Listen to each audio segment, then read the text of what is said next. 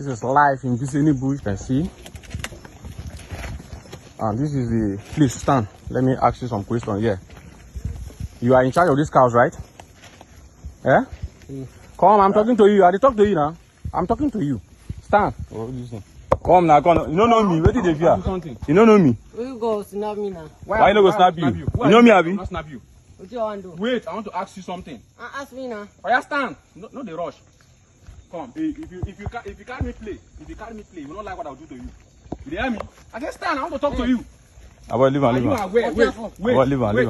Fulani ni mi Kwambele. Popularity wọn nínú criminality. Gbogbo ẹ̀ la mọ̀. Má ti jí ọ̀gbẹ́ inú gbẹ̀nà gbé wọn lọ. Wọ́n lè gba 1 million or above that. Àwọn èèyàn wa lọ easy láti get arrested because they are illiterate. Wọ́n lè lo fóònù wọn gan láti fi pè. Nítorí wá common jù fáwọn èèyàn wa ni wípé ibi tó bá ti jí àwọn èèyàn ìgbé bọ́ ìṣẹ́ sọ́lẹ̀ kan. Environment ibi tó máa ń gbé wọn lọ ibi táwọn èèyàn wa pọ̀ sí ni. Ibi tó ti ń da màálù wọn. Ojú kòkòrò ti ìgbàlódé òun ló kó bá ìran wa. Àìnímọ̀ àìkàwé ló kó bá Fúlàní. Wọ́n ṣe ń kó màálù yẹn kiri. Wọ́n fi ṣe ń dá wàhálà lẹ̀. Ilẹ̀ Ìgbò ní Nàìjíríà làwọn kọ́ mọ̀ pé ọ̀rọ̀ ajínigbé kọ́kọ́ yọ. Ìgbàlódé ló dé tí nǹkan fi yí padà tó fi di pé ọ̀rọ̀ ajínigbé ọ̀rọ̀ wọn ń dáná. That's highway robbery. Ẹ máa bá Fúlàní ń bẹ̀. So inú ìgbẹ́ tó ń dẹ̀ ń gbé wọn lọ yìí bẹ̀rẹ̀ àwọn Fúlàní ń gbé pẹ̀lú màálù wọn. Wọ́n lè ní kí àwọn tí wọ́n mọwọ́ tí wọ́n mẹsẹ̀ tí wọ́n mọ venture ọ̀rọ̀ ajínigbé dé yìí kọ́ máa bá wọn ṣọ́ ẹni yẹn títí gbà kan máa fi gbówó wá. Wọ́n lè ti gbówó wá yẹn iye tó bá jẹ́ wọ́n lè fún wọn níwọ̀nba wọ́n fi tọ́ wọn wò lẹ́nu. Àti bẹ̀ ni a gbọ́ pé lákọ̀ọ́kọ́ pé àwọn Fúlàní kópa nínú ọ̀rọ̀ ajínigbé. Kò síbi tí wọ́n ṣe ipa ajínigbé yìí tí ẹni bá ẹ̀yà bí oríṣi méjì sí oríṣi mẹ́ta tó jẹ́ ìjẹ́ pé àwọn tí wọ́n bá kópa Fúlàní kan náà máa rí arrest because nínú owó tó máa kó fáwọn tí wọ́n bá wọn ṣọ́ yẹn kò lè ju 50,000 ẹlòmíì kan fún 30,000. So ẹni tó dẹ̀ ti wà lùgbẹ́ tó ti sáré kiri tí ò mọ bó ṣe máa rí 10,000 lásán tó rí 50,000 lẹ́ẹ̀kan ṣo. Ọ̀rọ̀ banditry nǹkan burúkú ni ọ̀rọ̀ banditry ló reign sí. Ọ̀rọ̀ banditry kẹ̀dẹ̀rẹ̀ ibẹ̀ ni rustling ti yọ. Kò sí ẹ̀yà kan tí ò kí ń partake nínú iṣẹ́ ajínigbé yìí. Àwọn Fúlàní wa tí wọ́n wà ní Kwara State kẹ́ ẹ lọ ṣèwádìí 70% wọn ti sá kúrò ní Kwara State. Ibo náà kó lọ wọ́n ti kó lọ Ghana. Orúkọ tèmi ni Alhaji Muhammed Kabir Labar tí mo jẹ́ Sẹ́ríkí Fúlàní ní ìlú Abẹ́òkúta tí mo tún jẹ́ chairman alága Miyetti Allah Cattle Breeders Association of Nigeria ní ilẹ̀ Yorùbá Káàárọ̀-o-jíire South West. Àgbàdá rẹ̀ ti wà ń bí tá a wà náà àwọn tó kọ́kọ́ jẹ́ àwọn Fúlàní àkọ́kọ́ tí wọ́n wà ní ilẹ̀ Yorùbá Káàárọ̀-o-jíire ní ìlú yìí. Kó wà tá à ń sọ yìí tó fi bí àwọn ẹ̀gbọ́n wa ọ̀rọ̀ ajínigbé ọ̀rọ̀ wọn dáná kò sí láwùjọ wa bá jẹ́ Fúlàní kì bá jẹ́ Yorùbá gbogbo orúkọ bẹ́ẹ̀ yẹn kì í ṣe nǹkan tá a jí bá tá a jí gbọ́ rárá rí. Tá a bá gbúrò olè a rí wípé bẹ́ẹ̀ àwọn tó ń fọ́ ilé tó ń wọnú ilé tó ń jí nǹkan kó ń gbà yẹn la máa ń sọ gbọ́jú tàbí later bí around 80s à ń gbọ́rọ̀ ajínigbé ọ̀rọ̀ pọ́mọpọ́mọ àwọn ritualists. So ìgbà yẹn náà kẹ̀dẹ̀rẹ̀ ó difficult ẹ gbọ́ pé wọ́n ní Fúlàní jí ọmọ gbé tàbí ó jí kankan. Àyàfi recently tí àwọn nǹkan tí wọ́n bàjẹ́ tí nǹkan bàjẹ́ jù. Ntí ìbéèrè tẹ́ béèrè lọ́wọ́ mi lórí ọ̀rọ̀ nǹkan tó bó ṣe kọ orúkọ Fúlàní tó fi lágbo rẹpẹtẹ káàkiri àgbáyé káàkiri ilẹ̀ Áfíríkà tábà jínigbé lọ́rọ̀ kí ló kọ̀ràn Fúlàní bẹ́ẹ̀. Lórí nǹkan tí àwa mọ̀ ní pé Fúlàní ẹ̀yà Fúlàní ẹ̀yà tó nítẹríba ẹ̀yà tó farabalẹ̀ tó mú ẹ tó ṣẹ̀sìn dáadáa tó ní tìjú. Tí ẹ̀yà Fúlàní bá ṣe nǹkan tí ò dá nínú ẹ̀yà Fúlàní tó bá ṣe nǹkan tí ò dá láyé àti ọ̀run táwa mọ̀ ní pé nǹkan tìjú tó bá ti ṣe wọ́n máa kúrò láwùjọ yẹn wọ́n á lọ síbi tó jìnnà tíbi tí wọ́n ti mọ̀ wọ́n rí láti lọ máa gbé. So Fúlàní kẹ̀dẹ̀rẹ̀ gbogbo alámọ̀ wípé nínú ìlú Áfíríkà population wa pọ̀ we are about 40 million tí ò bá jù bẹ́ẹ̀ lọ statistically. Kò dẹ̀ sílùú kan tẹ́ lọ ní Áfíríkà tó rí ẹ̀jẹ̀ máa débẹ̀ tẹ́ ní rí ẹ̀yà Fúlàní tí wọ́n ń ṣe àjíṣe wọn nípa ti business ti ẹran sísìn àti káràkátà. Ohun náà mọ̀ wọ́n sí. Bí mo ṣe sọ lẹ́ẹ̀kan ìgbàlódé ló dé tí nǹkan fi yí padà tó fi di pé ọ̀rọ̀ ajínigbé ọ̀rọ̀ wọn dáná that's highway robbery ẹ máa bá Fúlàní ńbẹ̀. Àwọn Fúlàní wa tí wọ́n jí lọ sí ilẹ̀ Ìgbò tí wọ́n lọ gbé ọ̀hún ní ilé sọ time tí wọ́n ti wà ń bẹ̀ bọ̀ ló ti pẹ́. So ilẹ̀ Ìgbò ní Nàìjíríà làwọn kọ́ mọ̀ wípé ọ̀rọ̀ ajínigbé kọ́kọ́ yọ. Àwọn tí wọ́n ń jí àwọn òyìnbó tí wọ́n ń ṣe tí wọ́n wa epo ní ilẹ̀ wọn lọ́hùn. So mo rò bí nǹkan tí a find out nípa wíwọlé kíkọ́ àbí kí Fúlàní kópa nínú ọ̀rọ̀ ajínigbé ni wípé àwọn tí wọ́n ń jí òyìnbó tó bá ti jí wọn wọn lè gbé wọn lọ sígboro inú ìgbẹ́ náà ń gbé wọn lọ. So inú ìgbẹ́ tó ń dẹ̀ ń gbé wọn lọ yìí bẹ̀rẹ̀ àwọn Fúlàní ń gbé pẹ̀lú màálù wọn. Ẹ lè rí Fúlàní nínú ìgboro ìgbẹ́ ni Fúlàní ń gbé ọ̀pọ̀lọpọ̀ gbà. So nínú àjọṣe yìí pẹ̀lú àwọn tí wọ́n jọ wà pẹ̀lú wọn tí wọ́n rí wọn bóyá kán jí òyìnbó yẹn gbé wọ́n lè ní kí àwọn tí wọ́n mọwọ́ tí wọ́n mẹsẹ̀ tí wọ́n mọ venture ọ̀rọ̀ ajínigbé dé yìí kán máa bá wọn ṣọ́ ẹni yẹn títí gbà tó máa fi gbówó wá. Wọ́n lè ti gbówó wá ẹ iye tó bá jẹ́ wọ́n lè fún wọn níwọ̀nba wọ́n fi tọ́ wọn wò lẹ́nu. Láì pé àtibẹ̀ ni a gbọ́ pé lákọ̀ọ́kọ́ pé àwọn Fúlàní kópa nínú ọ̀rọ̀ ajínigbé because ọ̀rọ̀ ajínigbé níbi tó ti ní origin dé láti Amẹ́ríkà kankan tá a ti mọ̀ àwọn nǹkan èlò tó ń lò tó fi ń ṣe irú iṣẹ́ yẹn kì í ṣe gadget kékeré kì í dẹ̀ ṣe fóònù tá à ń lò yìí. Tá a bá wo àwọn fíìmù American films tá à ń wò wọ́n ṣe fíìmù tẹ̀ wọ́n fi ń kọ́ àwọn èèyàn tẹ́ bá ti rí ẹ ti mọ̀ wípé ventures tó lágbára ni ventures tó dẹ̀ ní ọgbọ́n nínú láti fi ṣe ni. Wọ́n á lo bóyá àwọn gadget wọn wọ́n máa fi sọ̀rọ̀ tí wọ́n lè wà trackable. So at the end of the day àwọn èèyàn wa tí wọ́n kó bá tí wọ́n kó wọn venture yẹn ẹ rí pé ọ̀pọ̀lọpọ̀ gbà tí àwọn ọlọ́pàá bá ti bust tàbí àwọn agbófinró tó bá ti bust out láti máa arrest àwọn èèyàn wa lọ easy láti get arrest jù because ipa tó kó láti fi dá sí wọn mọ̀ wọn ò ní knowledge ní ìmọ̀ lórí iṣẹ́ yẹn. Bàbá rẹ̀ ti ṣe lẹ́sìkẹsẹ̀ ọwọ́ ti máa tẹ̀ wọ́n.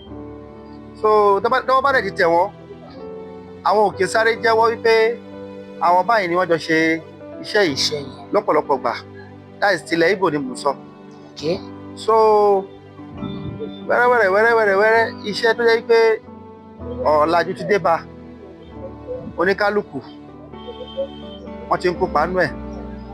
So àwọn tí kò síbi tí wọ́n ṣe ipa ajínigbé yìí tí ẹni bá ẹ̀yà bí oríṣi méjì sí oríṣi mẹ́ta tó jẹ́ ìjẹ́ pé àwọn tí wọ́n bá kópa Fúlàní kan náà máa rí arrest because they are illiterate in the sense that wọn ò ní mọ̀ nípa iṣẹ́ yẹn.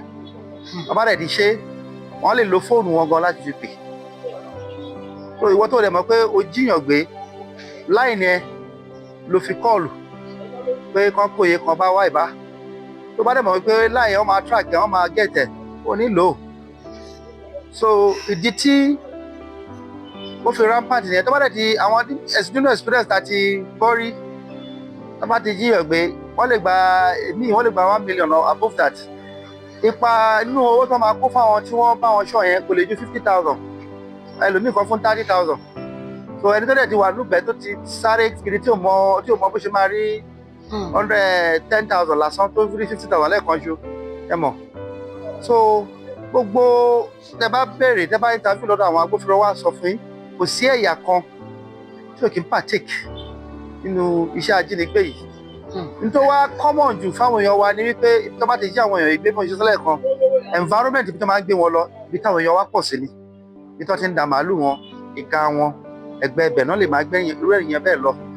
Ó ṣe ìyé wọn ni ó ṣe ìlàjú pé nǹkan tó ń ṣe ìgì ṣe nǹkan tó dáa nǹkan tó tìyàn lójú ni kẹ́dẹ̀ mọ̀ lọ́pọ̀lọpọ̀ gbà táwọn agbófinró bá ti gbé tó bá ti má àwọn jàǹdùkú wọ́n á pa àwọn akọ̀ròyìn ọ̀pọ̀lọpọ̀ àwọn tí wọ́n máa rí mú lọ́pọ̀lọpọ̀ pé àwọn tó mọwọ́ bóyá àwọn tí wọ́n mọwọ́ tí wọ́n mẹsẹ̀ wọ́n bá lè ti mú wọn níta máa gbọ́ ni wípé Fúlàní ni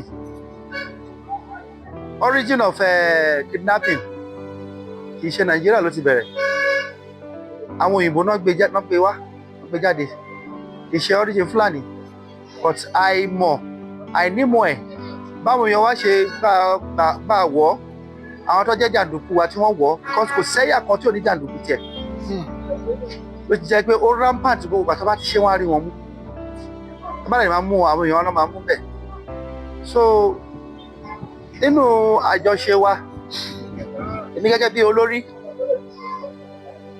à ń sensitize àwọn èèyàn wa nígbèríko kọ́ má partake nínú criminality because gbogbo ibi tí tẹ bá bá ẹ̀yà Fúlàní lọ́pọ̀ gbà ẹ bá wípé àlejò ni wọ́n níbẹ̀ tó bá dẹ̀ ti débẹ̀ kò sí nǹkan tí wọ́n wájú pé kó màálù wọn lọ jẹ koríko tútù ẹ bá dẹ̀ wò nínú agbègbè wa ní ìwọ̀ oòrùn àti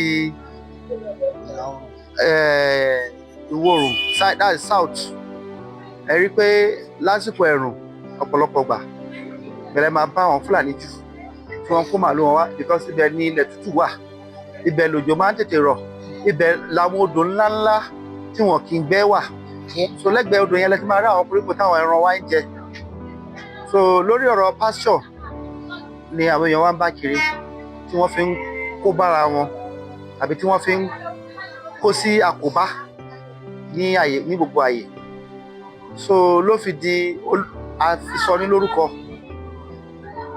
nínú history lẹ́kọ̀ọ́ mo sọ fún wa mo ní Fúlàní jẹ́ ẹ̀yà kan tó tijú jù ó ní ìtìjú around 90s táwọn sọ yìí ebi around 1998-99 stroke down padà sí 90s ó rí àkẹ́bá Fúlàní kankan nínú criminality gbogbo wàhálà tá à ń sọ yìí ó bẹ̀rẹ̀ láti bí 2005 popularity wọn nínú criminality 2005 gbogbo ẹ̀ lámọ̀ but àwa àti àwọn agbófinró a try agbé measures lóríṣiríṣi a lè jẹ́ ká sọ fáwọn èèyàn wa wọ́n kàwé wọ́n gbéra wọn kúrò nínú ọ̀rọ̀ àkóbá tó ń bá wọn kiri Fúlàní ní business tó take care ọmọ wọn tó máa tí wọ́n ti bì iṣẹ́ ẹran tẹ́ rí iṣẹ́ tó dáa ni ó tó wàá jẹ ó tó wàá mu ó tó wàá ṣe gbogbo nǹkan pátápátá láì lọ jí nǹkan ní nǹkan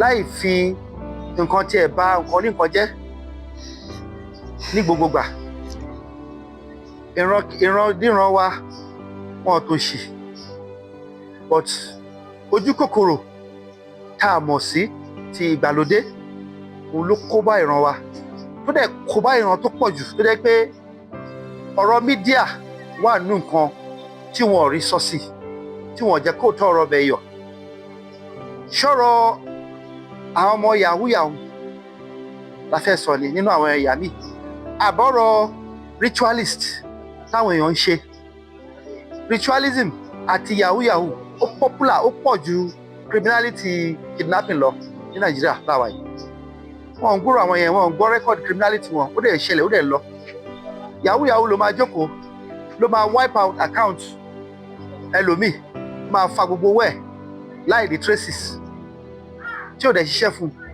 ọmọ kékeré ní tẹ́ẹ̀bàdé máa rí wọn tó máa gun mọ́tò ńláńlá tó máa lọ tó máa bọ̀ tó máa náwó tó máa kọ́lé ńláńlá Fúlàní mélòó lẹ ká mọ́ inú venture yẹn ẹ lè rí ritualism kọ́ àwọn tó ń gé orí ọmọ tó ń jí ọmọ kókó tó ń lọ fi ṣe ọṣẹ tó ń fi ṣe gbá Fúlàní mélòó lẹ máa rí nínú ritualism so nítorí ẹ̀wọ̀n sọ fún yín pé àìnímọ̀ àìkàwé ló kó bá Fúlàní lọ́pọ̀ ọgbà nínú ọ̀rọ̀ jàǹdùkú kidnapping so ó dẹ̀ ti ń dojú ẹ̀ lágbára Ọlọ́run lórí akitiyan tá à ń ṣe nípa ti ọ́fíìsì mietiala àti ọ́fíìsì Council of Fulani Chiefs in South West ní ilẹ̀ Yorùbá wa ìkáàárọ̀ jíire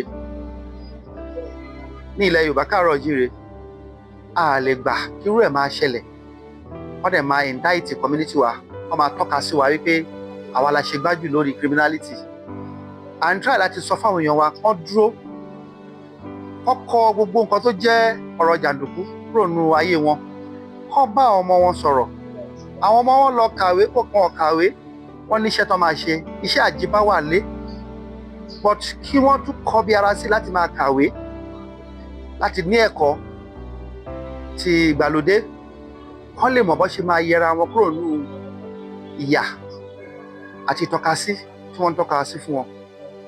So lórí èyí a ti ṣiṣẹ́ lọ́pọ̀ gbà, a pe meeting.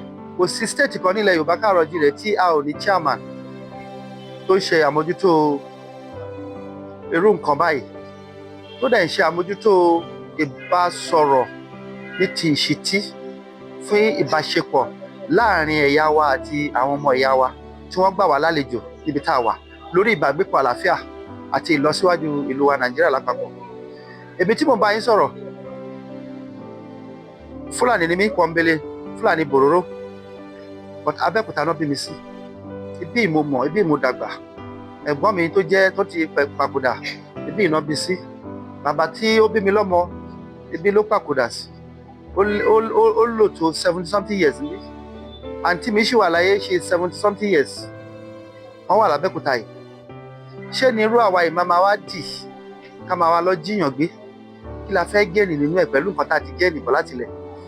Àwọn ọ̀pọ̀lọpọ̀ àwọn àbúrò wa, àwọn ọmọ wa, wọ́n ti kàwé, a kọ́lé síbí, a ṣe gbogbo ẹ̀. Ventures ibi tẹ́ ẹ wà yìí, káràlẹ̀ wà yìí, ibi tí wọ́n ti ń ta màálù, a ti dá ibi ìbàyìí sílẹ̀ láti 1993. Rẹ́kọ̀dù wa ń bí kò sígbà kan tí ẹ débírí tí ẹ béèrè pé bóyá ẹnìkan wá rajà tàbí ẹnìkan kówó ẹ̀ wá bíbàyìí tí wọ́n gba ojú ẹ̀, tàbí tí business wa ṣe bákan sí i, ó lùzò owó ẹ̀. Ẹni bá kó ẹ̀ wá ṣe business bí ó máa ń jèrè ni. Ẹni bá fẹ́ ra màálù tó fẹ́ fi ṣòkú, tó fẹ́ fi ṣìṣílé, tó fẹ́ fi ṣe sẹrímọ́nì oríṣiríṣi, tó bá débí á rí màálù rà lọ́pọ̀ janturu, ó lè máa fi ṣe nǹkan tó yẹ kó fi ṣe. A ti wà níbí tipẹ́tipẹ́ fún record purpose tí a ní issue pẹ̀lú anybody, either ọmọ kékeré, either àgbàlagbà, either obìnrin, either ọkùnrin, either baálẹ̀, either kábíyèsí tàbí councillor tàbí chairman local government, DPO or any other law enforcement agencies tí wọ́n ní record wa ní part rárá. Abẹ́òkúta ni wọ́n bí àwa sí, Abẹ́òkúta ládẹ̀. Mi ò mọ ìlú mi tó ń pè ní Katsina. Tí n bá fi lọ sí Katsina, a jẹ́ pé mo lọ meeting. Tí n bá dẹ̀ máa lọ síbẹ̀, mi ní fẹ́ sùbẹ̀, máa fẹ́ padà wá sí Abẹ́òkúta. Abẹ́òkúta ti mọ́ mi lára. Oúnjẹ wa ń bí oúnjẹ àmàlà àti ewédú, ilá àti gbẹ̀gìrì, iyán, fùfú, kò sí nǹkan tí a kì í jẹ. À ń jẹ tọ̀dọ̀ tiwa náà tó jẹ́ túwó àti lúrú. Ṣé gbogbo àǹfààní tá a rí lọ́nà méjì, níta ẹ̀yà méjì tá à ń lò papọ̀, la fẹ́ sọ pé a ní àǹfààní láti ní àjọṣepọ̀ dáadáa ní àwùjọ wa, lágbègbè wa, káàkiri pẹ̀lú àwọn èèyàn? Gbogbo ẹ̀ lọ́lọ́ ń pèsè fún wa. A ní àǹfààní jaburata láti ọ̀dọ̀ ìjọba. A ní àǹfààní pẹ̀lú àwọn èèyàn tá a jọ ń gbé. Wọ́n ń ṣe dáadáa fún wa, àwa náà dẹ̀ gbọ́dọ̀ máa ṣe dáadáa fún wọn. Ló ṣe jẹ́ ká dúró. Èmi gẹ́gẹ́ bí ẹnìkan tó lọ ń fún mi ṣe, tí mo jẹ́ olórí olùdarí, mo ń gbìyànjú nílẹ̀ Yorùbá káàrọ̀-o-jíire láti má jẹ́ kí gbogbo jàǹdùkú tó ń ṣẹlẹ̀ káàkiri kó má ṣẹlẹ̀, láti máa bá àwọn èèyàn wa sọ̀rọ̀, láti máa bá ìjọba sọ̀rọ̀, láti máa bá àwọn agbófinró ṣe mítìn ìpàdé, láti máa jẹ́ káwọn èèyàn wa kán súnmọ́ ìjọba, láti máa jẹ́ káwọn èèyàn wa súnmọ́ àwọn èèyàn wa tí wọ́n gbà wá láàyè, kán mọrú àwọn èèyàn tán jẹ́. Kò sí bí a ṣe fẹ́ ṣe ayé débi ìgbàlódé pé tẹ́nìkan bá fẹ́ wá tẹ̀dó síbí, ìjọba gbọ́dọ̀ mọ̀. Àwọn èèyàn wa láwùjọ tán gbà wá láàyè wọ́n gbọ́dọ̀ mọ̀. Àwọn agbófinró gbọ́dọ̀ mọ̀. Àwọn olórí kọ̀ọ̀kan gbọ́dọ̀ mọ̀ wípé ẹni yìí ó fẹ́ wà láwùjọ wa, ibo ló fẹ́ wà, ibo ló fẹ́ gbé, kí ló fẹ́ ṣe, báwo ló ṣe fẹ́ rìn, báwo ló ṣe fẹ́ ṣe. Ìgbé àlàáfíà bọ́n ṣe ń ṣe ètò ìṣẹ̀dálẹ̀ tí a bá a ṣe ní ṣe báṣubàṣu, bá a ṣe ní tẹ̀lẹ̀ bó ṣe wù wá, bá a ṣe máa ní tẹríba fún ṣẹ̀dálẹ̀ wa tá a ní, bá a ṣe máa ní ìtẹríba fún òfin tìgbàlódé, òfin ti Nàìjíríà lápapọ̀. Gbogbo ẹ̀ la ń ṣe. Bá a ṣe máa ṣẹ̀sìn, ẹ̀sìn wa Islam, ẹ̀sìn wa Christianity àti ẹ̀sìn wa ìṣẹ̀dálẹ̀ wa tá a bá, gbogbo ẹ̀ la fún lọ́wọ́, la ṣe àpọ́nlé fún. Gbogbo ẹ̀ la gbà mọ́ra. Ẹni bá fẹ́ ṣe, a sọ pé kẹ́nìkan wá síbí kó wá ṣe ṣẹ̀ríà lọ. Àgbà láàyè tí o bá bí tán ń ṣe nígbà ni kó bá wọn ṣe. Ó dẹ̀ ti di dandan. Ìyẹn ò ní ká má sọ èdè wa, ìyẹn ò ní ká má kọ́ èdè Yorùbá, ìyẹn ò ní ká má kọ́ èdè Haúsá, gbogbo èdè tó bá ń wúyàn lèèyàn lè kọ́ lèèyàn lè sọ, kódà tó bá jẹ́ èdè French à ń kọ́. Àwọn ọmọ wa ń lọ kàwé, wọ́n ń kọ́ French school, wọ́n ń kọ́ Yorùbá school. Èmi tí mo bá yín sọ̀rọ̀ ibi mo ti kàwé, mo ṣe Yorùbá ní school, credit mo gbà nínú SSC ni. Béèyàn bá fẹ́ ṣèwádìí kó wá mi wá lẹ́niwẹ̀ tó bá ń wò mí, ó wá wò certificate mi wà ń bẹ̀ tí mo parí secondary school sí, credit mo gbà ní Yorùbá, mo dẹ̀ ṣe ní intention àti further. So àwa wò wípé ẹ̀yà Fúlàní gbogbo bí tá a bá bára wa pátá níbi àgbáyé, ẹ bá dé Amẹ́ríkà ẹ bá Fúlàní, àwọn náà ń pè ní cowboy, ẹ bá dé Argentina wọ́n wà ń bẹ̀. Development tó bá ti bá wa ń bẹ̀, àyípadà yẹn gbọ́dọ̀ bá àyíká wa. Òun ló kó bá àwọn èèyàn wa kan tí wọ́n rìnrìn tí wọ́n mọ bó ṣe ń rìn. Fúlàní ò mọ kó bá rẹ̀ ní ilé sinimá kó lọ máa wo sinimá kó máa wo fíìmù, kó máa rí báwọn òyìnbó ṣe ń yìnbọn tó ń ṣe gbá tó ń ṣàwo. Fúlàní ò mọ bó ṣe ń lọ sílé aṣẹ́wó tàbí ibi tó ti ń mu ọtí. Èèwọ̀ ni fún Fúlàní kó lọ jókòó lé ọtí kó máa mọtí. Bọ̀tẹ́ bá wò ó ń ṣe nínú gbogbo àwọn rúfin tó ń rún, Fúlàní ni number 1 nínú ká lọ jókòó nílé ọtí ká máa mutí. Nínú betting, gambling, èèwọ̀ ni fún Fúlàní. Tẹ́ bá débẹ̀ ẹ bá Fúlàní tó ń ṣe gambling. Even this yahoo tó ń sọ, ọ̀pọ̀lọpọ̀ àwọn ọmọ wa tí wọ́n bí síbí báyìí wọ́n ti ń kọ́, wọ́n ti wà ń bẹ̀. Èèwọ̀ dẹ ní gbogbo ẹ̀ là ń pè wọ́n, à ń fi ẹ̀sìn ti gbàlódé, ẹ̀sìn ti Islam, ẹ̀sìn ti ìṣẹ̀dálẹ̀ àti àwọn Kristẹni àti ti àwọn bàbá wa, gbogbo ẹ̀ la fi ń dẹ́rù bà wọ́n pé ẹ gbọ́dọ̀ ṣe èèwọ̀ ni, kì í ṣe nǹkan tó dáa. Ẹ má gbà láàyè, ẹ má jẹ́ haram ni, ẹ sá fún. Ẹ̀yà wa wà náà àwọn ẹ̀yà tó mú ẹ̀sìn Islam wọ Nàìjíríà. Islam kẹ̀dẹ̀rẹ̀ gbogbo wa la mọ̀ pé religion of peace ni. Islam ẹ̀sìn ti àlàáfíà ni, kì í ṣe ẹ̀sìn ti kárí èèyàn kan jẹ. Ẹ̀sìn tó kọ́ wa pọ̀, tó mú bẹ̀rù Ọlọ́run fún wa, tó jẹ́ ká mọ̀, tó jẹ́ kárí light, kí á mọ̀ wípé Ọlọ́run wà, Ọlọ́run ló dá gbogbo wa, ká níbẹ̀rù Ọlọ́run ọba. So à ń wò wípé nǹkan tó dáa ni, àwòkọ́ṣe tó dáa ni fún Fúlàní láti jẹ́ kí a jẹ́ nú ẹ̀yà kan tó pèsè nǹkan yẹn. Nínú àwọn ọ̀rọ̀ tẹ́ bá wa sọ, àwọn ọ̀pọ̀ jáláyé, àwọn ọ̀pọ̀ jáde nínú àwọn ọ̀rọ̀ tó jẹ́ kó tún máa ṣe àwọn ìbéèrè. Aláníkàwò àwọn Fúlàní a rí pé inú igbó ni wọ́n ti máa ń fi ẹran jẹun. Wọ́n wá ṣàkíyèsí pé ọ̀pọ̀lọpọ̀ àwọn àgbẹ̀ wa kò lọ sí oko bọ́bá ìpínlẹ̀ Yorùbá látara láti wọ́n kọ́ lọ́wọ́ àwọn Fúlàní.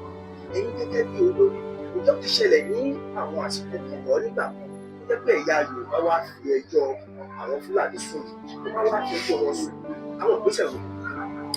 Ẹ ṣé, mo wà nínú committee tí government set, peacekeeping committee l'Ogun State, inaugurated by the state governor ní 2020. Ọ̀rọ̀ nǹkan ọ̀sìn àti nǹkan ọ̀gbìn, wàhálà tó wà láàrin wọn, rúkèrúdò tó wà bẹ́ẹ̀ kò ti pẹ́, kì í dẹ̀ ṣe nílẹ̀ Yorùbá nìkan, káàkiri gbogbo àgbáyé ni tàbí Áfíríkà. Ìgbàlódé la wà, population wa ti pọ̀. Ní around 1978-79, population wa ò ju bí 60 million lọ. Ilẹ̀ pọ̀ lọ jaburata. Ìṣẹ̀dálẹ̀ Fúlàní ni wọ́n máa kó ẹran jẹ káàkiri. Wọ́n kó lọ láti ìlú ìlọ sí ìlú mi, ibi tí ìbò ìsọfúnlẹ̀ kan, ibi tí nǹkan tó tutù bá wà, ibẹ̀ ni àwọn ẹran fẹ́ wà láti máa jẹ. Tẹ́ bá dẹ̀ ṣàkíyèsí àwọn ẹran ìsìn wa náà ti lé, ewúrẹ́ àtàgùtàn, ó ṣe rí gangan nìyẹn. Ibi tí ò bá ti sí tútù tó jẹ́ gbígbẹ ni wọ́n lè dúró síbẹ̀. Ohun tó generate problem tá a wà nú ẹ̀ yìí, population náà ẹ wá wò wọ́n ti times 4, 250 million population là ń sọ. Size ilẹ̀ ta ní kò increase bó ṣe wà ní 1978 àti ní 1930 àti 18th century náà ló ṣì wà, demarcation yẹn náà la ní. Population wọn dẹ̀ ń pọ̀ lójoojúmọ́. Ẹ̀yin náà dẹ̀ wá wò bí population ṣe ń pọ̀. Fúlàní ní àṣà 1978 tá à ń sọ yìí, ṣé population wa lé ó tó 50 million ni? Kò tó. kò tó 10 million gan à ń sọ̀rọ̀ 40 million tá à ń sọ ní Áfíríkà yìí about 25 million ní Nàìjíríà la wà ẹ̀yẹ wá wo population yẹn bó ṣe increase kò wá sí provision ti ìgbàlódé àti ẹ̀kọ́ bí wọ́n ṣe máa sin ẹran wọn ní ti ìgbàlódé báwọn ilẹ̀ òkèèrè ṣe ń ṣe bí Argentina àti Holland wọ́n ní population ẹran wọn ní Argentina ó pọ̀ ju population wa ní Nàìjíríà bọ̀tẹ́ ẹ bá débẹ̀ ẹ lè rí ẹran because ẹ̀kọ́ ti wà láti ọ̀dọ̀ ìjọba fún ti ìgbàlódé fún wọn bó ṣe ń ṣe wọ́n á kó àwọn ẹran sójú kan wọ́n á dẹ̀ ṣe nǹkan táwọn ẹran yẹn máa jẹ níbẹ̀ kò sí ní Nàìjíríà so bá a ṣe manage ẹ̀ nípa kí ẹran wọnú oko olóko àìmọye ẹ̀sùn tí wọ́n ti fi kàn tá a dẹ̀ ti wò tá a ti treat tá a ti wò pé báwo ni kíní yẹn ṣe máa stop nípa kí ẹran máa wọnú oko olóko láti máa boko jẹ́ because oko kì í rìn káàkiri màálù ló ń rìn wá bá oko oríṣiríṣi àwọn èèyàn dẹ̀ ti wà ní àwọn èèyàn ẹlòmíì drug ló fi ń ṣiṣẹ́ ẹlòmíì ọpọlọ ẹ̀ oríṣiríṣi wọ́n ṣe ń kó màálù yẹn kiri wọ́n fi ṣe ń dá wàhálà lẹ̀ nílẹ̀ Yorùbá wa yìí a ti dá sí oríṣiríṣi tá a bá wọn sọ̀rọ̀ láàrin àwọn méjèèjì bí wọ́n ṣe máa manage ara wọn kó tó dìgbà yìí pé tá a tó máa rí ọ̀nà àti lọ láti jẹ́ kí ọrọ̀ ajé méjèèjì yẹn kó má lè parun because níbi tó ti ń bá lọ tó dé stage kan níbi stage kan ní ilẹ̀ Haúsá ń sì dẹ́ bá débẹ̀ ó ti ń parun ó ti di wípé kí àgbẹ̀ àti ẹni tó da màálù kọ́ máa bára wọn fa nǹkan tó yẹ kọ́ máa bára wọn fa kọ́ máa para wọn whereas àwọn nǹkan méjèèjì kẹ̀dẹ̀ ó yẹ kó wà lórí tábìlì wa láti máa lò ṣé màálù ni ṣé ẹran la fẹ́ jẹ ni tí ò yẹ ká nínú ọbẹ̀ àbámàlà la fẹ́ jẹ tí ò yẹ ká nínú àwo ó yẹ kí méjèèjì jọ wà ó yẹ kí ìjà ṣẹlẹ̀ láàrin àwọn méjèèjì but ìgbà tí ó wà sí ìrànlọ́wọ́ látọ̀dọ̀ ìjọba àwọn ìjọba ṣe rí i pé ó dájú ó ṣe pàtàkì kan ọ̀nà dìde kọ́ mú ọ̀nà àbáyọ wá láti ní jẹ́ kí àwọn ọrọ̀ ajé méjèèjì kó má parun kó máa wà ló fi jẹ́ tí wọ́n fi yọrú àwa yìí nínú kọmitì láti máa pẹ̀tù sí rúkèrúdò àárín àwọn méjèèjì tí àdẹ̀sí gbìyànjú lórí ẹ̀ lágbára Ọlọ́run bá wa ṣe president tó wà ní bẹ́ẹ̀sì president Bọ́lá Ahmed Tinubu nípa akitiyan tá a kó láti máa bá a sọ̀rọ̀ láti máa engage ní Yorùbá ó fi yan minister fún wa minister of livestock minister àwọn nǹkan ọ̀sìn tóun náà gbìyànjú tí ò tí ì sí agbára because agbára ni owó tó bá ti wà provision á wà kò tí ì sówó Nàìjíríà ṣì ń gbìyànjú láti wá ẹ̀kọ́ tó péye àti ìrànlọ́wọ́ láti ilẹ̀ òkèèrè fún àwọn ọrọ̀ ajé wa méjèèjì Ministry of Agric náà wọ́n gbìyànjú wọ́n pín lẹ́nujọ́ mẹ́ta iná pín nǹkan èlò fún wọn l'Ábùjá ẹ bá wo orí TV ẹ rí wọ́n fún àwọn àgbẹ̀ wa ní input bọ́n ṣe ń fún àwọn àgbẹ̀ wa ní input ló yẹ kó máa fún àwọn oníkan ọ̀sìn àwọn àgbẹ̀ oníkan ọ̀sìn wa náà ní input but kò ṣẹlẹ̀ bẹ́ẹ̀ ìdá kan ló sì ṣẹlẹ̀ ṣe é ṣe rí pé ó sì ní ó kù díẹ̀ káàtó wọ́n ṣe mójútó àgbẹ̀ oníkan ọ̀gbìn náà ló ṣe yẹ kó máa mójútó àgbẹ̀ oníkan ọ̀sìn but lágbára Ọlọ́run pẹ̀lú akitiyan báwa ṣe wà ń bẹ̀ yìí tá a ṣì ní agbára àti ohun àti bájọba sọ̀rọ̀ a máa pè wọ́n ṣàkíyèsí wípé báyìí ni pé ká máa ṣe fún àǹfààní láti jẹ́ kí àlàáfíà kó jọba ní ìlú wa Nàìjíríà àti kí oúnjẹ kó lè wà bó ṣe yẹ kó wà kó tó gbogbo àwọn ọmọ wa ní Nàìjíríà láì fa wàhálà ẹ bá wo nǹkan tí Donald Trump sọ lánàá ní Amẹ́ríkà gbogbo nǹkan ló ní gauge ni wọ́n dẹ̀ agriculture ká ní impact tíjọba ti kó àtàwa mẹ̀kúnnù tá à ń ṣe ní sector oil industry ká ní impact kí a mọ gain tá a níbẹ̀ ní sector commercial àwọn transportation oríṣiríṣi ká máa rí impact bẹ́ẹ̀ náà kò kàn ṣe kákàn ní industry kan kí industry yẹn má lè prove any profit margin àwọn ilẹ̀ òkèrè tí wọ́n wà ẹ̀ wọ́n ní nǹkan lò tó wa but ẹnu àti mídíà tí wọ́n lò ẹ bá gbọ́ billions of dollars tí wọ́n ń gain tí ó sì losses because kò sí lapses kankan wọ́n monitor gbogbo nǹkan tó yẹ kó monitor nípa kí wàhálà àti nǹkan kó má ṣẹlẹ̀ sí ọrọ̀ ajé tí wọ́n kó sílẹ̀ òun ló ń ṣe wá nígbà yìí náà. Àìkọbiara sí àìlè mójútó nǹkan wa ló jẹ́ kí nǹkan yẹn máa ṣiṣẹ́ wa, kó dẹ̀ síbi tí a fẹ́ sá sí láti lè má lè mójútó nǹkan yìí, àfi ká mójútó. Àwa náà la máa di ẹrù, àwa náà la máa gbé. A kàn ń ṣera wa ní tá à ń sá kúrò ní Nàìjíríà tá à ń lọ sílé òkèèrè. Tẹ́ ẹ bá lọ sí Amẹ́ríkà, the best doctors ń bẹ̀ ẹ bá pé àwọn ọmọ Nàìjíríà ni. Tẹ́ ẹ bá lọ Australia, the same thing. Tẹ́ ẹ bá lọ sí UK, àwọn Europe, the best engineers ẹ bá àwọn ọmọ Nàìjíríà ni. Wọ́n ti sá kúrò nílùú wọn because kò sí mójútó, kò sí kọbiara sí. Àwọn nǹkan yẹn ló ń ṣe wá. Àdẹ̀fi káwa náà dìde. Àwọn gbogbo ilẹ̀ òkèèrè tí wọ́n ti ní advance, wọ́n ṣe ń gain àwọn kìíní, wọ́n ti bá rú experience wa yìí for the past 200 years. America ṣì ń sọ wàhálà tí wọ́n dojú kọ ní 200 years ago ó ju títí wa lọ. Development wa, how many years old la wà ń sìn? We are just 60 something years. American independence ó ti lé ní 250 something years or more than that sef. Tẹ́ bá ti lọ ṣe ìwádìí. Kí ló fi jù wá lọ? Ṣé population ni? Ọlọ́run bless wa pẹ̀lú population. Ọlọ́run bless wa pẹ̀lú mineral resources. Agric ó wà. Nàìjíríà nìkan lẹ máa mu ọsàn tàbí kẹ́ mu mángòrò kẹ́ sọ́nù lórí ilẹ̀. Tó bá dẹ̀ dọdún tó ń bọ̀ ẹ ti bá tó ti digi, igi yẹn náà ti bímọ ńbẹ̀. Ẹ bá lọ Israeli, gbogbo ilẹ̀ wọn pátápátá yẹ̀pẹ̀ ni. Kán tó lè gbin nǹkan àfi kán wá omi fún, àfi kán wá fertilizer fún. Ọlọ́run dẹ̀ bless wa bí. Àmójútó gbogbo nǹkan yẹn. Ọlọ́run dẹ̀ fún wa nímọ̀. Ìmọ̀ yẹn náà ló yẹ ká mójútó. The best professors in the world, Nigerian partake. The best scholars in Arabic. Tẹ́ bá lọ Saudi, Nigeria wọ́n respect wa.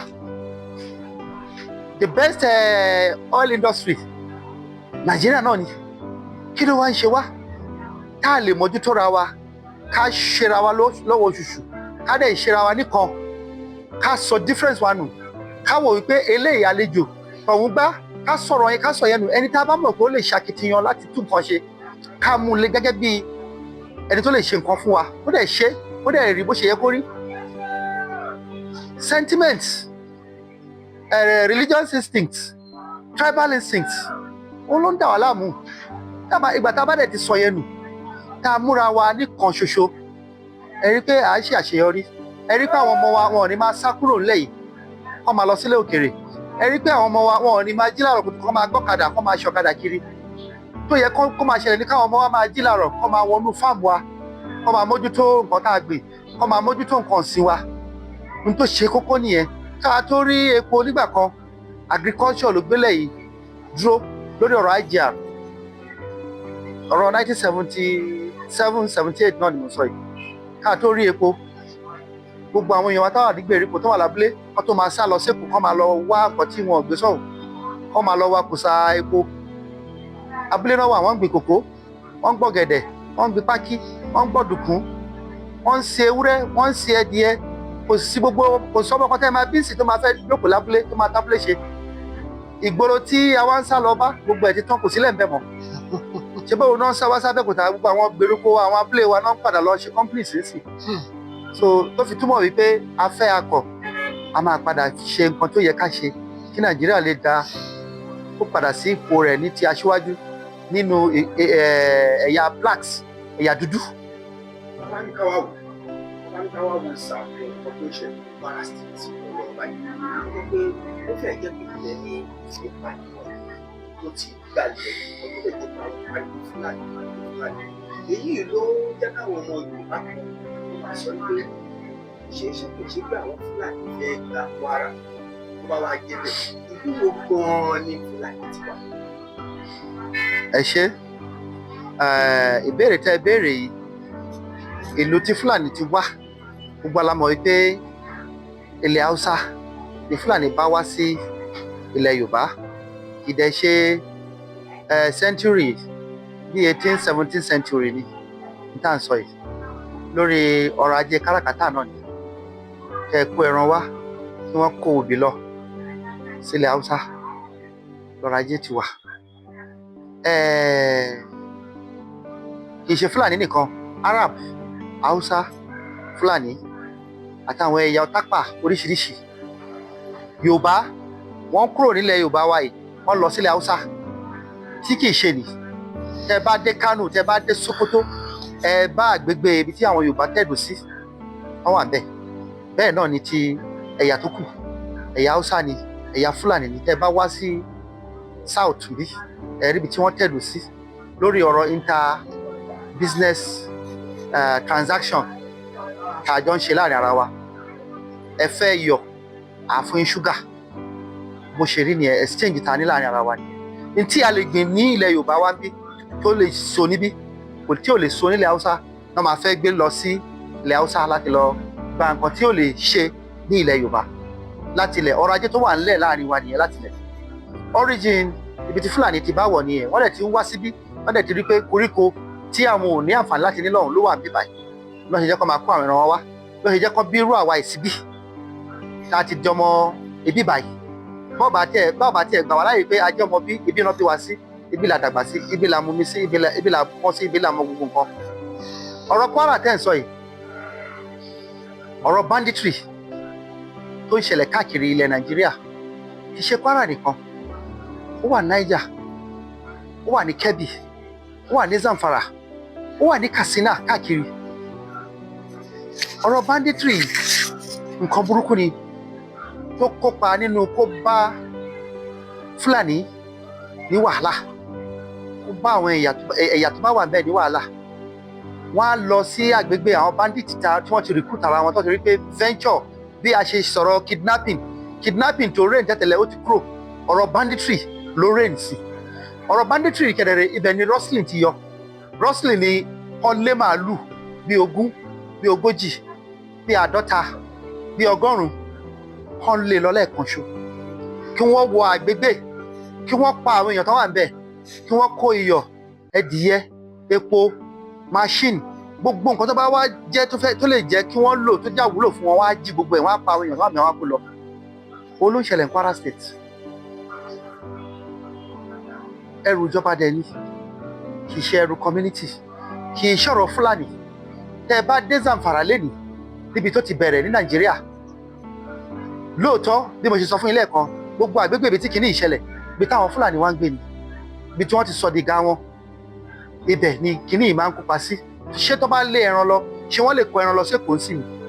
Tó bá máa kẹ́ran lọ sóko, ìbọn náà máa kó lọ abattoir. Tó bá fẹ́ sìn kọ́, gbóló yẹ kó kó lọ. Ṣáyè wà bí tó máa sin ẹran lẹ́kọ̀ọ́? Kò sáyè, inú igbó ni. Kwara State ó ní igbó tó tóbi, ó ní kí wọ́n ti pè reserve ńlá tó tàn láti bẹ̀ dé Ọ̀yọ́ State, dé Niger State tó wọ Zamfara. Igbó ńlá tó wà ńbẹ̀ tí ò sí mọ̀jútó, táwọn èèyàn yìí máa kóra wọn dé tó máa tẹ̀dó síbẹ̀ tí ò ní sẹ́ni tó máa mọ̀, tó máa fi ju agbára ìlú lọ. Nínú àwọn ọ̀rọ̀ bandits ẹ ti máa gbọ́ àwọn tó ń pa àwọn kan ní Lakurawa. Ṣé ẹ mọ̀ sí àwọn Lakurawa yìí?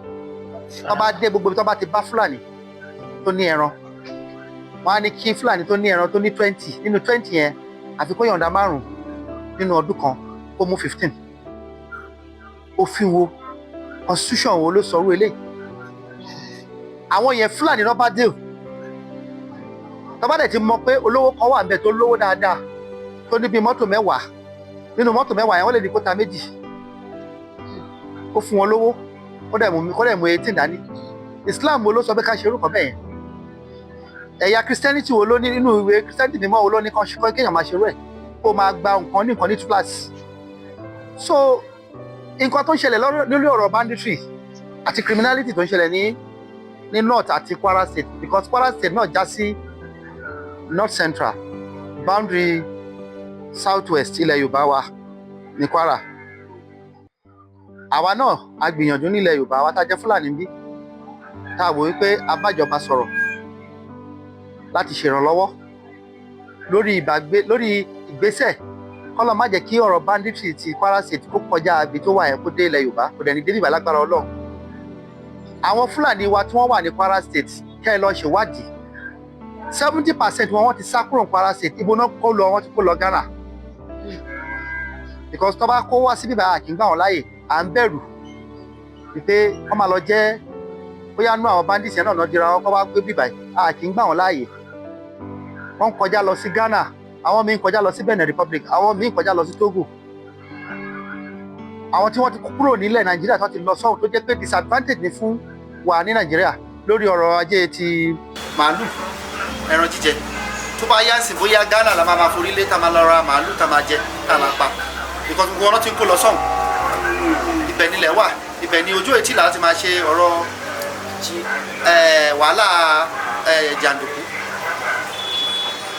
so nítorí ìdí ẹ̀ ọ̀rọ̀ banditry kì í ṣe ọ̀rọ̀ Fúlàní mo sọ fún yín tẹ́ bá wò dáadáa critically ẹ rí pé n tó indict Fúlàní ní environment ibi tí wọ́n ti ń ṣe so mi lè sọ fún yín pé kò sẹ́yà Fúlàní nínú wọn kò sẹ́yà tí ò sí bẹ́ẹ̀ Yorùbá náà partake nínú ti Kwara ìlú la ṣèwádìí tí wọ́n bá ọwọ́ kábíyèsí kan àtìyàwó ẹ̀ tọ́gbọ́wọ́ tí ò ṣe títẹ̀ nínú àkáǹtì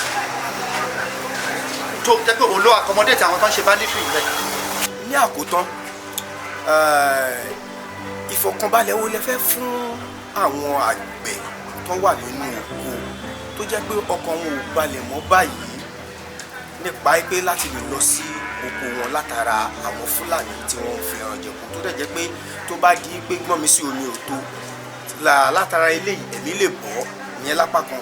ẹlẹ́ẹ̀kejì kí ni àmọ̀ràn yín fún àwọn ọ̀dọ́ tó jẹ́ pé wọ́n wà nínú Fúlàní tó jẹ́ pé àwọn náà wá ń gbèrò láti bẹ̀rẹ̀ sí join àwọn tó ń ṣiṣẹ́ ibi gẹ́gẹ́ bẹ́ẹ̀ sọ pé látara pé owó tó ń rí ń bẹ̀ àti àìkàwé or àìlóye tó lọ́ fi ń ṣerú nǹkan báyìí àmọ̀ràn ó lè fúnra àwọn ọ̀dọ́ bẹ́ẹ̀. ẹ ṣe nípa ti àwọn àgbẹ̀ wa tí wọ́n wà nílẹ̀ Yorùbá wa káàárọ̀ jèrè aṣebítì lẹ́kọ̀ọ́ ní last year tá a dẹ̀ sọ ẹ̀yà Fúlàní àwa tá a jẹ́ olórí Fúlàní nílẹ̀ Yorùbá káàárọ̀ jèrè a condemn nǹkan tó jẹ́ criminality totally ìbàjẹ́ kidnapping ìbàjẹ́ banditry gbogbo tó bá jẹ́ a condemn ẹ̀ ọmọ Nàìjíríà rere ò gbọdọ̀ partake nínú ẹ̀ nílẹ̀ Yorùbá káàárọ̀ jèrè a pledge nínú ọ̀rọ̀ tá a sọ fún akọ̀ròyìn tẹ́ bá lọ íńtánẹ̀tì ẹ̀rí tẹ́ bá gbọ́gbọ̀ ẹ̀rí nípa wípé àgbà káwọn èèyàn wa kọ́ máa kó ẹran wọn jẹ láti state kan wá sí state kan tó bá wà níbi state tó wà kó dúró síbẹ̀ kó mánéjà rẹ̀ kó wá bí tí àwọn ẹran máa máa jẹ ó wà nínú nǹkan tó ń da àwọn àgbẹ̀ wa láàmú tó bá ti di àsìkò ẹ̀rùn nílẹ̀ Yorùbá káàárọ̀ jèrè àwọn ẹran máa ń wá láti òkè ọya rẹpẹtẹ tó máa wá jẹ̀bi because kò sí jíjẹ mímu wọn lọ́hùn mọ́ tó bá di àsìkò ẹ̀rùn ibi báyìí lodò wà ibi báyìí nìkan tó tutù wà tó máa rí jẹ a ti sọ fún wọn wípé kán dúró kí gọ́ọ̀mẹ̀ntì ibẹ̀ kó wá alternative fún wọn kán wá odò fún wọn bí tó máa jẹ kán lè ṣe àyè fún wọn bí tó máa wẹ̀tì nǹkan tó máa jẹ ní ọdún yìí ní Abẹ́òkúta lókùn ṣe tẹ́mi mọ́ tẹ́mi wà wàhálà lórí pé láàrin àgbẹ̀ àti Fúlàní ó dínkù tẹ́ bá àwa àtijọba wa jọ fọwọ́sowọ́pọ̀ a make sure pé kò sálejò kan tó máa débi tó máa wá jẹ̀bi especially lórí ibi tí àwọn ìgbàgbépọ̀ Fúlàní àti àwọn èèyàn wa tí wọ́n kọ́lé ní site a ti sọ fún wọn tá a bá ti rí pé development bá ti bá site tó bá ti jẹ́ Fúlàní sún síwájú o lè kọ́lé síbẹ̀ kó máa gbélé ẹ̀ but àwọn ẹran ẹ̀ make sure pé kó sún wọn síwájú kó wá bí lọ́jẹ̀ sí tí wọ́n ní máa disturb àdúgbò tí wọ́n ní máa disturb gbogbo nǹkan mo ṣe blọọkù màálùú fọ lóríṣiríṣi gbogbo ẹ̀ lásọ a dẹ̀ sọ nínú pẹ̀láwọ̀ akọ̀ròyìn tá a ṣe lẹ́kọ̀ọ́ ní last year ọmọ kékeré tí ò ju ọdún márùn-ún lọ ọdún mẹ́fà kò gbọ́dọ̀ dá nìkan lọ dẹran àfi tó bá jẹ́ pẹ̀lú àgbàlagbà pending the time tí federal government máa fún wa ní àyè ibi tí àwọn ẹran wa máa wà tán máa jẹ káàkiri àwọn ọ̀dọ́ fẹ́ kí màálù máa jẹ káàkiri níbi tí ilé bá ti pọ̀ wọ́n wá igbó ibi tí kò bá ti sí àwọn olóko tí wọ́n ti dá sí a dẹ̀ ń gbìyànjú à make sure pé a ní aṣojú ní local government kọ̀ọ̀kan either chairman either seriki ni kó wà bẹ́ẹ̀ kó máa ṣe àmójútó àwọn èèyàn wa láti máa bá wọn sọ̀rọ̀ láti má jẹ́ kí wọ́n wọlé rẹpẹtẹ kọ́ inflood ibi tí ó yẹ kọ́ inflood sí ibi tí àyè bá wà kọ́ manager bí tó bá sáyè kọ́ má wà síbẹ̀ aláwọn representative káàkiri a dẹ̀ sọ nínú communication yẹn pẹ̀lú àwọn akọ̀ròyìn báyẹn pé àgbà káwọn èèyàn wa tí wọ́n gbà wá láàyè kọ́ máa bá wa yan àwọn aṣojú because àwọn aṣojú kọ̀ọ̀kan tí wọ́n yàn náà tí wọ́n tó ṣe aṣojú àwọn náà ń dá wàhálà lẹ̀ ẹlòmíì tí wọ́n bá yàn gẹ́gẹ́ bí aṣojú ibi tí ò yẹ kó sáré sí á sáré síbẹ̀ ó lè lọ kó àwọn èèyàn oríṣiríṣi kó máa kọ́ wá da èèyàn láàmú ní agbègbè ó ṣẹlẹ̀ ní Wàsímì ní láti àtà lọ bá kábíyèsí Wàsímì ṣe mítìnì tá a bá oríṣiríṣi màálù bẹ́ẹ̀ tó yẹ pé ní ti pa àwọn èèyàn wa àti àwọn ìfọwọ́sowọ́pọ̀ àwọn baálẹ̀ kan ni wọ́n jọ ṣe nǹkan yẹn a dẹ̀ bá wọn sọ̀rọ̀ a dẹ̀ yan kọmitì bẹ̀ a dẹ̀ yan olórí ẹ bá dé Wàsímì sì wọ́n sọ fún mi pé àlàáfíà àtijọba bẹ̀ bẹ́ẹ̀ náà ni Àwòwò bẹ́ẹ̀ náà ni Ọbádá Oko bẹ́ẹ̀ náà ni ìkìrìrúkọ Adó-Odò Ọ̀tà gbogbo àwọn agbègbè yìí là ń visit pẹ̀lú ìjọba in conjunction with the SA security àti SA interethnic àjọ mójútó nǹkan yìí pé kí wàhálà má bàa escalate káà ń báwo èèyàn sọ̀rọ̀ so kí àwọn àgbẹ̀ wa kọ́ lọ fọkàn wọn balẹ̀ bálàfíà ìṣe ìjọba tó bó ṣe ń bẹ̀rẹ̀ díẹ̀díẹ̀ ó máa kárí káàkiri gbogbo agbègbè wa àṣedé Ìjẹ̀bú waterside ibi kan tó ń pè ní Ibi Adé mọ́ Ẹfẹ̀rí mo sọ tẹnutẹnu àṣedé bíi pé kálàfíà ìjọba ní gbogbo àwọn agbègbè yẹn ọlọ́run dẹ̀ fún àṣẹ lágbára ọlọ́run nítorí pé a jẹ́ Fúlàní àwa ń bí ká dẹ̀ máa la ojú wa ká máa wòran kí nǹkan máa bàjẹ́ ibi náà bí wa sí àá náà fẹ́ pẹ́ bí a fẹ́ wà bí fẹ́ máa jẹ bí fẹ́ bí àwọn ọmọ wa ń bí káwọn náà bímọ bí kán wà bí kán dọmọ ilẹ̀ Yorùbá kán jọmọ Nàìjíríà rere káwọn náà kàwé àwọn ọmọ wa ti ń kàwé nínú ilé ti tèmi tí mo bá yín sọ̀rọ̀ graduate bíi 5 láti nísìnyí nínú àwọn ọmọ tèmi ti bí graduate wa bẹ̀ so àwọn àbúrò mi náà àwọn kan wà àjọjẹ graduate so kẹ́kẹ́ wà yìí pé àti ń ṣe kínní àti ń pọ̀ lọ díẹ̀díẹ̀ wọ́n máa tó kárí lágbára Ọlọ́run àìkàwé yìí àìnímọ̀ díẹ̀díẹ̀ ni Islam nígbà tó máa wọlé ẹnìkan ṣe náà ló mú wọbì kan tó dẹ̀ spread ẹ̀ ẹ̀yin ẹ̀ wò lẹ́ni ẹ̀sùn wo ló lè tako Islam ní Nàìjíríà á gbìyànjú state Islam ó pọ̀ ju state Christianity lọ kò sí state kan tẹ́ ẹ̀ wọ̀ tẹ́ ẹ̀ ní bá Islam tẹ́ ẹ̀ ní bá Christianity so bí ìmọ̀ ṣe jẹ́ náà nìyẹn bó ṣe máa káàkiri náà nìyẹn bá a ṣe máa try láti gbìyànjú development máa bá wa àmọ̀ràn yín fáwọn ọ̀dọ́ ìmọ̀ràn wa fáwọn ọ̀dọ́ ni wípé ìjọba ni ó ní nǹkan ṣe láti ṣe fún àwọn ọ̀dọ́ National Orientation Agency wọ́n ní láti kópa láti orientate àwọn ọ̀dọ́ wa àwọn institution wa wọ́n ní ipa tó gbọ́dọ̀ kó bẹ́ẹ̀ bá ń kọ́ ọmọ níwèé ẹ máa kọ́ ní iṣẹ́ ọwọ́ tó bá ti ń parí ìwé ẹ̀ kò nídìí kó máa lọ dúró de white collar job ó ní iṣẹ́ ọwọ́ ẹ̀ ẹ bá dé Amẹ́ríkà lẹ́nìí gbogbo àwọn ọ̀pọ̀lọpọ̀ tó ń parí high school tí wọ́n parí universities wọ́n ṣe ń parí báyìí náà ṣe máa ní chambers wọn ẹ lè expect kankan máa lọ kó ìwé wọn káàkiri wọ́n máa lọ wá opportunity pé wọ́n fẹ́ di civil servant tàbí kankan most advanced countries wọ́n máa ń dìdí pé àwọn ọmọ ni wọ́n handpick wọn fún civil service mostly èèyàn máa ń láì kéèyàn wá independent kó o dá lé iṣẹ́ tiẹ̀ lẹ̀ kó o máa ṣiṣẹ́ kó o máa control rẹ kó o control time ẹ kó o dẹ̀ control owó tó ń gain àti gain tó ní kó o kàn lè máa san tax fún ìlú tó ti kàwé àti tó ti kọ́ iṣẹ́ tọ́pọ̀lọpọ̀ advanced countries máa ń ṣe nìyẹn tí ó yẹ kí àwọn ìjọba wa náà ṣe nìyẹn kí wọ́n educate àwọn ọmọ wa kí wọ́n bá wọn sọ̀rọ̀ bí Fúlàní ti ṣe láti ilẹ̀ Fúlàní ó kọ́ àwọn ọmọ ẹ̀ ní ẹ̀sìn ó kọ́ àwọn ọmọ ẹ̀ ní iṣẹ́ ọwọ́ tó bá ti jí bá tẹ̀tẹ̀lẹ̀ wà á mọ bọ́ ṣe ń sin ẹran wà á mọ bọ́ ṣe ń fún wàrà yìí kedere ó jẹ́ ẹ̀kọ́ tí ó jẹ́ nutrient fún gbogbo àwọn èèyàn tó like orí wàrà lásán ó ti tó kéèyàn make owó tó yẹ kí àwọn big companies ṣe nìyẹn nutrition companies dairy kọ́ engage wa kọ́ engage àwọn ọmọ wa kọ́ engage àwọn obìnrin wa àwọn ọ̀dọ́ ní kankan àtàwọn obìnrin ká engage everybody kì í ṣe education nìkan ló ṣe kí ká provide the skills táwọn èèyàn ti máa kọ́ṣẹ́ iṣẹ́ tailoring iṣẹ́ mechanic kó wà conducive fún àwọn èèyàn láti máa ṣe because tẹ́ bá ní kéèyàn máa lọ kọ́ iṣẹ́ oko kíkọ́ kẹ́ fún lọ́kọ́ àtàdá bí wọ́n ṣe ṣe láyé àtijọ́ kò ní dúró síbẹ̀ tools gbọ́dọ̀ wà machine gbọ́dọ̀ wà tó máa ṣiṣẹ́ katakata máa ṣiṣẹ́ lórí oko nǹkan tó máa gbìn náà gbọ́dọ̀ wà kéèyàn kàn rí pé nǹkan yẹn ti gbìn kó máa monitor kó dẹ̀ máa harvest ó ṣe yẹ kó rí nìyẹn tó máa encourage àwọn youth láti dúró nìyẹn tó bá ṣe bẹ́ẹ̀ yahoo ló máa take over state wa ọlọ́mọdé kí Nàìjíríà di country yahoo ká máa jí kan ní kan láti ìlú òkèrè ká máa kó wá ẹ wo ohun tí Amẹ́ríkà ṣe lẹ́nu mẹ́ta yìí wọ́n lọ gbé president Venezuela nítorí kíni nítorí pé wọ́n ń jí